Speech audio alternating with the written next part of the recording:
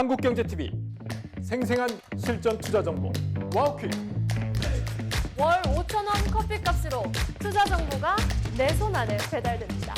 와우킥 N에서 만나요. 네, 섹터인사이트 시간입니다. 오늘은요, 2025년이었죠. 시장에 가장 큰 관심을 받았던 조선주에 대한 자세한 분석을 도와드리도록 하겠습니다. 조선과 운송업종, 지정학적 불안, 그리고 글로벌 공급망 재편, 그리고 메가캐리어의 탄생이라는 여러 가지 포인트를 마주하고 있습니다. 이 시간에는요, 조선과 해운, 항복, 유군까지 전반적인 투자 전략 세워드리도록 하죠. 이재혁 LS증권 연구원 모셨습니다. 어서 오세요. 반갑습니다. 안녕하세요. 네, 저희가 각 섹터에 대한 분석을 들어가기 전에 밤사이 나왔던 트럼프 대통령의 발언을 한번 짚고 넘어가 봐야 될 것 네. 같습니다. 국방비 증액을 지금 50% 이상 했고요. 지금 자기 자신에게 또 공을 돌리면서 국방비 증액에 나섰습니다. 이러한 발언 속에 오늘 방산주도 그렇고 조선주도 함께 힘을 내주고 있는데 트럼프의 발언을 어떻게 해석하셨습니까? 네, 당초에 이제 27년 국방 예산이 1조 달러 정도를 목표로 하고 있었던 네. 발을 이제 1.5조 달러, 그러니까 많이 1조 5천억 원, 늘렸어요. 예, 한꺼번에 5천억 달러 정도를 이제 한꺼번에 좀 증액시키겠다라고 발언을 하게 되면서 제가 방위산업은 좀 담당하고 있지 않지만 조선업에 관련해서 마찬가지로 저희가 지금 미국 쪽의 어떤 그 소위 말해서 마스가라고 하죠. 이제 미 해군으로부터 혹은 해안 경비대로부터 나올 수 있는 그런 수주 기대감이 시장에 대단히 크게 존재하고 있었던 상황에서 여기에 이제 좀 기름을 붓는 그런 발언이 됐다라고 해석을 하고 있고요. 실질적으로 저희가 기대해 볼 수 있는 모멘텀들이 앞으로 좀 본격화되지 않을까 판단하고 있습니다. 현대중공업이 어제 이제 새로운 그 선박 MRO 이제 저기 유지보수 관리 계약을 발표를 한 가운데 단순 MRO를 넘어서서 결국은 신조 시장에 어떻게 진입하냐의 게임이 됐다라고 보거든요. 특히나 지금 현대, 한화 여기에 더불어서 네. 그동안은 이제 저기 방위 산업 쪽으로는 포지션이 많이 없었던 삼성중공업까지 지금 공을 들이고 있는 프로젝트 중에 하나가 미 해군의 차세대 군수 지원함 프로젝트입니다. New Generation Logistic Ships 줄여서 NGLS라고 하는데 이런 프로젝트들이 앞으로 어떻게 가시성 있게 추진될까 이런 부분에 대해서 저희가 좀 포커스가 모이고 있다 보시면 되겠습니다. 네, 트럼프의 발언 속에 오늘 시세를 받아가고 있는 방산과 조선입니다. 실질적으로 어떤 결과들이 나올지는 주가 추이 살펴보도록 하고요. 운송업종도 좀 체크를 해보도록 하겠습니다. 운송업종은 올해 좀 나아질 일만 남았다라는 평가가 있는데 어떻습니까? 작년 먼저 복귀를 해볼까요? 지난해 네. 같은 경우에는 전반적으로 이거다 싶은 아쉬웠죠. 느낌은 네. 많이 없었죠. 사실은 현대글로비스가 그나마 운송업종 내에서는 아웃퍼폼하는 회사기는 했었지만 사실 지수가 너무 많이 올라버려서 지수 대비로 놓고 봤을 때 퍼포먼스가 조금 아쉬웠다라는 느낌이 좀 있었고 사실 올해 같은 경우에도 글로벌 어떤 그 공급망에 대해서 기회 요인이 많이 존재하지만 그에 발맞춰서 우려 요인 또한 존재하는 것도 사실입니다.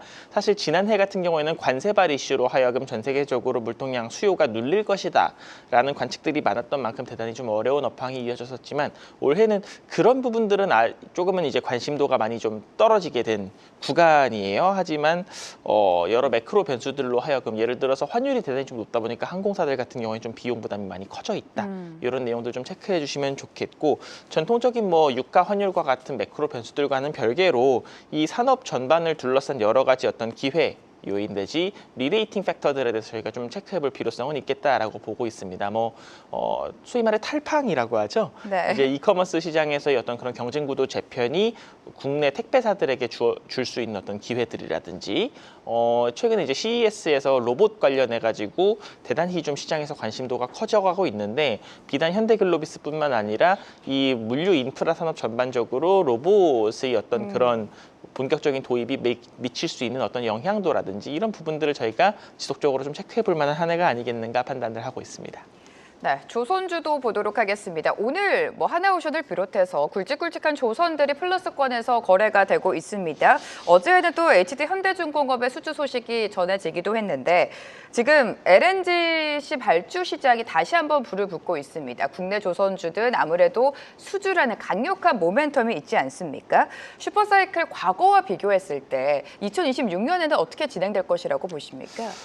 저희가 LNG 운반선 같은 경우에는 사실은 이 전 세계적으로 LNG 운반선 발주가 와르르 쏟아졌던 시기를 저희가 21년 하반기 이후 정도라고 보고 있어요. 특히 22년도에 러시아 우크라이나 전쟁이 터지게 되면서 이 유럽의 국가들이 러시아로부터 들어오는 가스 파이프라인이 막히게 되면서 이것들을 해상으로 받게 됐어요. 여기서 발생한 수요가 한 200척 되고요. 부가적으로 이 뭐 카타르 프로젝트와 같이 좀 대형 프로젝트들 그리고 일부 교체 수요들이 같이 더해지면서 발생한 게 한 140척 정도 수요가 됩니다. 그래서 한 340척 정도의 수요가 22년 이후로 좀 이어졌었는지다가 이제 작년도 25년도에는 다소 조금 수주가 어느 정도 좀 꺾이는 움직임을 보였는데 26년도를 기점으로 해서 이 미국의 LNG 생산 설비 증설에 대한 모멘텀이 좀 가시화가 됐을 때 제가 기대하고 있는 것은 2029년도 목표 이제 네. 인도 시점부터 한 36년도까지 한 8년에 걸쳐서 총 240척 정도 좀 기대를 하고 있고요. 이렇게 되면은 이제 연 캐파로 놓고 봤을 때 국내 조선소들이 현대, 삼성, 한화 합해서 1년에 한 70척 정도 만들 수 있거든요. 그러면은 70척이 240척 정도면은 저희가 8년치 캐파 대비했을 때 한 40% 정도는 미국에서 먹고 간다라고 보는 거죠. 그리고 앞에서부터 붙인다라고 놓고 봤을 때 뭐 한 2031년, 32년도까지는 소위 말해서 상업용 선박들 중에서 가장 마진율이 좋은 LNG 캐리어들이 이 도크를 꽉꽉 채우는 형태가 되면서 조선소들이 지금 올해에도 확실하게 보여줄 네. 수 있을 만치 이 올라온 실적 퍼포먼스가 조금 더 중장기적으로 이어질 수 있을 만한 그런 밑거름이 되지 않겠나 기대를 좀 하고 있습니다. 네, 조선주는 사실 실적에 대한 기대감이 굉장히 큽니다. 작년 하반기부터 주가 자체는 살짝 주춤한 모습을 보였지만 지금 다시금 고개를 드는 이유가 실적에 대한 가시성 때문인 것 같은데 하반기부터 LNG 운반선 수주 소식을 알리면서 LNG 운반선 수주에 대한 기대가 모아지고 있습니다. 조선사별로 지금 그 현황을 좀 각각 체크해보면 좋을 것 같아요. 어떻게 보십니까? 뭐 조선소별로는 원래는 저희가 28년도 LNG 슬롯에 대해서 현대랑 한화가 조금 아쉽다라는 느낌이 좀 있었습니다만은 이제 최근에 한화도 그랬고 현대도 네. 그랬고 LNG 모자랐던 28년도 슬롯을 빠르게 채우는 모습을 보여주면서 시장의 우려를 조금씩이라도 덜어가고 있는 움직임을 좀 보여주고 있습니다. 26년도 실적 같은 경우에는 뭐 이미 잡혀 있는 이 생산 일정에 맞추어서 진행을 하고 있고 전반적으로 저선 물량이 24, 25년을 지나면서 대부분 다 출회가 됐기 때문에 올해에도 이익 성장에 대한 가치성은 뭐 대단히 투명하다라고 보고 있어요. 3사 통합 영업이익이 저는 이제 26년도에 대략 한 8조 원 넘어갈 거다. 네. 그리고 27년도 기점으로는 한 10조 원 가까이 좀 되지 않겠나 좀 보고 있는 그런 상황이 됐습니다. 네, 작년을 우리가 생각해 보면 환경 규제 도입 시점이 좀 변경이 되면서 시장에 좀 혼란을 주기도 했습니다. 탄소 배출 규제는 여전히 있는 상황인데 계속해서 이러한 규제가 나오게 된다면 친환경 선박 교체 수요가 좀 늦춰지지 않을까 이런 불안감은 있는 것 같아요. 어떻게 보십니까? 친환경 선박 교체 수요가 늦는다라기보다는 뭐 인도 일정이 조금은 늦어질 수는 있을 거라고 생각은 합니다. 다시 말해서 발주 시점이 조금 지연은 될 수 있다. 발주 시점이, 근데 네. 이 발주 시점이 지연이 된다라는 것이 시장이 소위 말해서 이 IMO 국제해사기구가 추구하는 2050년 넷제로 플랜이라고 해서 이 온실가스 배출량을 제로로 만들겠다라는 이 플랜 자체가 어그러졌다라고는 판단하고 있지 않습니다. 다만 단기 혹은 중기적으로 한 2027년도, 28년도 정도를 타겟으로 하는 규제안들이 계속해서 변동성을 보이다 보니까 글로벌 발주를 하는 이 발주처, 선주사들 입장에서는 우리가 선박의 사양을 어떻게 잡아야 될까에 대해서 계속해서 이 시뮬레이션을 해봐야 된다는 거죠.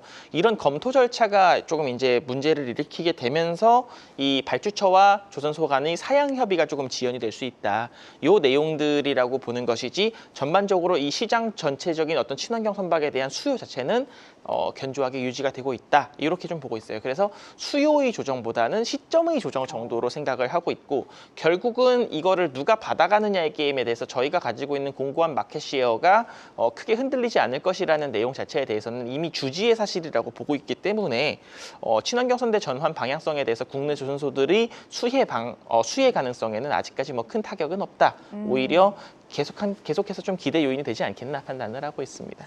네, 수요가 아니라 시점에 대한 시차가 있을 뿐이다. 국내 조선소에는 그다지 큰 영향을 주지 않다라고 정리를 해주셨고요. 최근에 지중해 그리고 유럽 노선 운임이 뚜렷한 반등세를 보이고 있다고 합니다. 그 배경에 대해서 좀 설명을 해주실까요? 좀 이제 재밌는 부분인데요. 이 중국 혹시 뭐 테무나 알리 같은 이제 시커머스 플랫폼을 평소에 좀 쓰시는지 모르겠는데 네네. 이들 많이들 쓰시죠 요즘에. 그렇죠. 네. 예. 이들 업체들이 그 미국에서 작년도 5월에 디미니미스라고 해가지고 소액화물 관세 면세제도 요걸 폐지를 했어요. 이렇게 되고 이제 시커머스 업체들에 대해서 이 미국의 연방 정부가 좀 규제를 많이 하려고 하다 보니까 이들 중국의 시커머스 업체들이 유럽 쪽으로 눈을 많이 돌렸습니다. 네. 여기에 더불어서 유럽 안에서 뭐 태양광 패널이라든지 기타 뭐 AI를 활용하기 위한 데이터 센터 설비 증축을 위한 어떤 산업용 장비, IT 장비들이라든지 이런 부분들에 대해서 중국으로부터 수입하고자 하는 이 산업재 니즈도 같이 커졌거든요. 그래서 산업재와 소비재를 모두 망라해서 유럽에서 중국으로부터 화물을 받고자 하는 수요들이 많이 올라오게 됐습니다. 이런 가운데 이제 유럽 항로 쪽에 그 해운 수요가 결국은 대서양으로 넘어오는 게 아니라 태평양으로 넘어오기 때문에 요게 이제 전반적인 해운 수요단에서 이 수요 모멘텀을 좀 주고 있다라는 내용이 되겠는데요. 다만 컨테이너 해운 같은 경우에는 26년, 27년 넘어가면서 계속해서 공급이 많이 들어오게 되는 구간이에요. 이러한 수요의 항로별 변동은 사실은 시장에서 어떤 이런 공급 과잉으로 넘어가는 시점을 다소 지연시킬 수는 있겠지만 거대한 방향성을 바꾸기에는 조금 역부족이 아닌가 생각을 좀 하고 있습니다. 그래서 선사들에게 있어서는 조금은 이익을 생각했던 것보다는 조금이라도 더 지키면서 버텨낼 수 있게끔 하는 그런 한 해가 되지 않겠나 좀 보고 있습니다. 다 막 굉장히 긍정적인 뷰는 아니라고 좀 요약할 수 있겠죠. 네.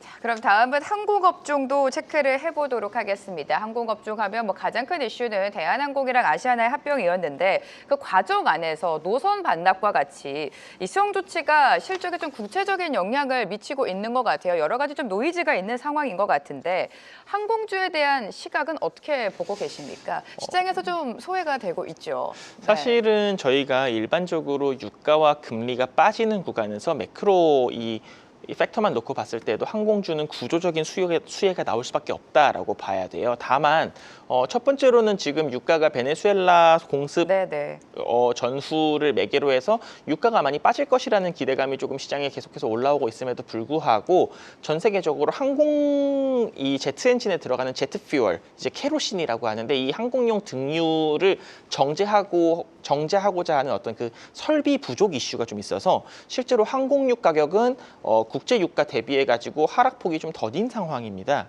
그래서 유가 하락이 항공사들이 실질적인 어떤 이익 모멘텀으로 작용하기에는 오히려 달러의 최근의 어떤 그런 상승에 있는 그런 눈높이 자체가 오히려 좀 부담을 주는 구간이 됐고 이 매출액단에서는 말씀 주신 시정 조치안으로 말미암아서 결국은 운임 상승에 대해서 업사이드가 걸렸다. 여기에 더불어서 이제 저희가 19년도 대비해서 공급량을 얼마만치 채워줘야 된다. 90% 이상 채워줘야 된다라는 이 공정거래위원회로부터의 가이던스가 있었거든요. 합병을 위한 일종의 조건인데 이 조건을 좀 이행을 하려다 보니까 실제로 수요가 이만치 나오지 않는 일부 노선들에 대해서 공급량이 좀 많이 책정이 되고 있는 상태가 됐어요.